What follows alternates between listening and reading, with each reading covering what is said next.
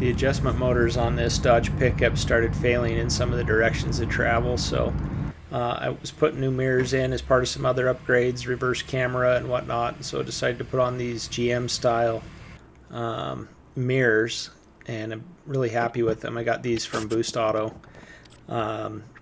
So first step, remove the door panel. There's a screw there behind the door handle and up in the corner, and then a 10mm bolt behind the door handle. Some, depending on the year, have a Torx bit there, and then a couple of Phillips screws on the bottom. Disconnect the master switch there from the door panel, and then the harness going into the mirror itself there just disconnects.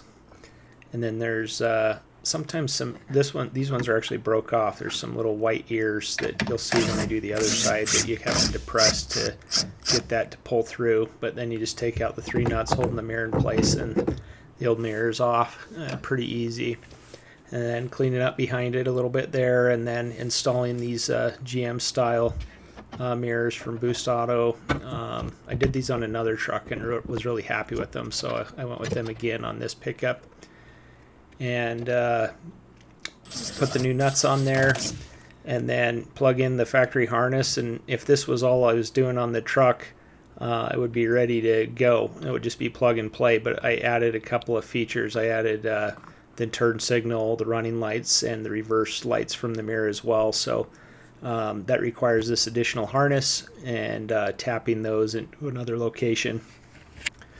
And this is probably the most difficult part of the job. It's not too bad to do with just 3 wires that you got to tap into other locations, but it is more work than just a plug and play swap, but you do get some upgrades with it. Popping the harness where it goes through the door there and the door connector. There's a couple of tabs in each of the bottom and top corners that you can kind of depress and then work it loose, and then you got to release the connectors there. And what this is going to allow us to do is to run those wires through this little rubber boot and into the cab through the door here.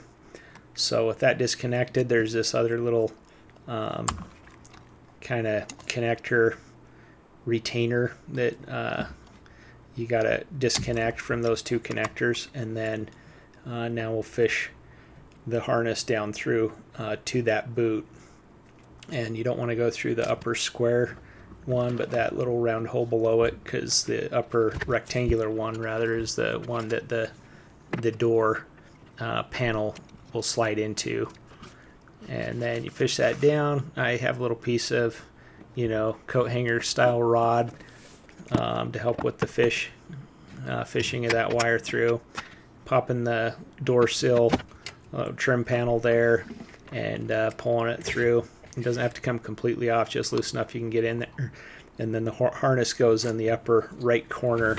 As you put that back together, snap that little retainer housing, those 2 connectors into the retainer housing. You run that wire up in the corner, and then reseat your boot sill there for the door.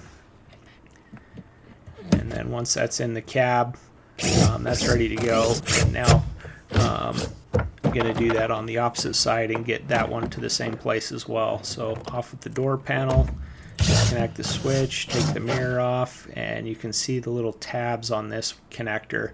You have to depress those in order to pull it through. And here's the 2 ears, a close-up of that, so you know what you need to do to release those. On with the new mirror, and then same thing, except for this side there's more on that right kick plate there you got to get around. So pop in some retainer clips from other harnesses, enough to pull the panel back a little bit there so I can get wire through and past it. Fish it down through, same process as the driver's side. Top right corner of the connector to come through with the harness, and then fishing it over to the driver's side. And you'll just want to run these up above pedals and everything, and then zip tie them in place. I'm clipping these other harnesses back in at this point, and connectors. And now it's time to go out into the engine bay. There's a boot behind the driver's side battery if you got a diesel, but up above, even if you don't have a diesel, up above the the pedals on the driver's side, there's a rubber boot you can cut a small hole in. Mine already had a little hole in it, and I also recently did this installing the backup camera. So I'm just going to fish it through that same hole, poke it through the boot, grab it on the other side, pull it through, and so now we can separate the two lines. The shorter one's going to be the one that came from the passenger side because I had farther to go. So the longer one, fishing that along the inner fender there, behind the fuse box and whatnot. And then there's a little rubber boot on the inner fender liner in front of the driver's side tire. This one didn't have the boot in, it was gone, but there's a nut behind it, and then 2 nuts up front to pull the headlight. Sometimes you have to use a little trim tool to pop the back of the headlight out from the body. And then this amber running light bulb with integrated turn signal will be what we're tapping into for running lights and the turn signal. And in the kit there's a couple little jumper wires to tap into that, so you snap that on there, and the black one's a ground. The other two you may or may not know what they are, so we're just gonna take both of them here and plug them in, throw that white one out of the way. It's going to go back to the reverse light eventually. And so the blue is going to be our turn signal, the orange is the running light. Again, I wasn't sure which one was which because it didn't line up quite with the instructions, probably a model year difference.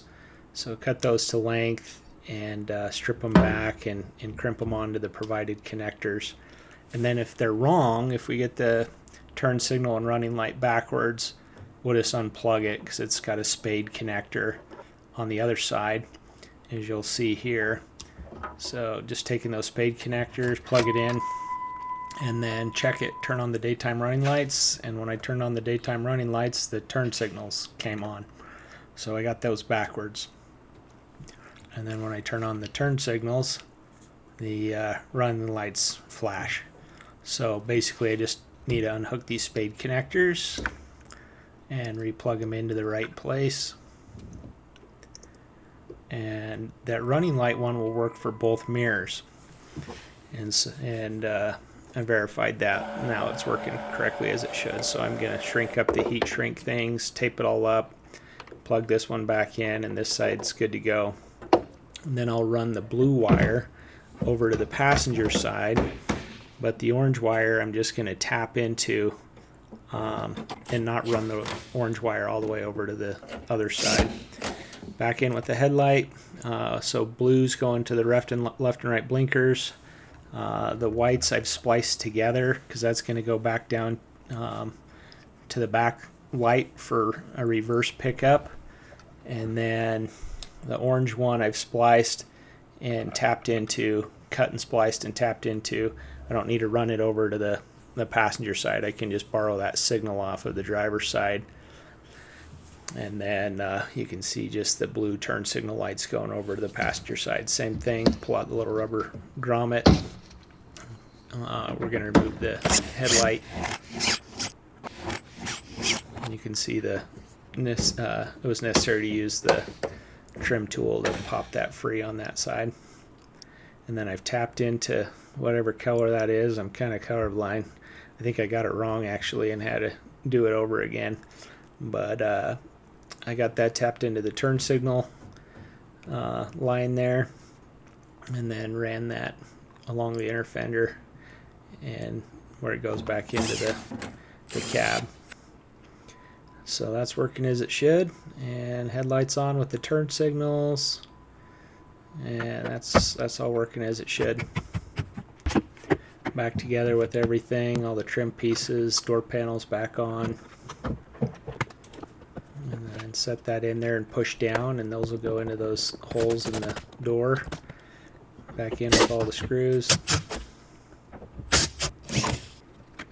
Repeat the process on the passenger side.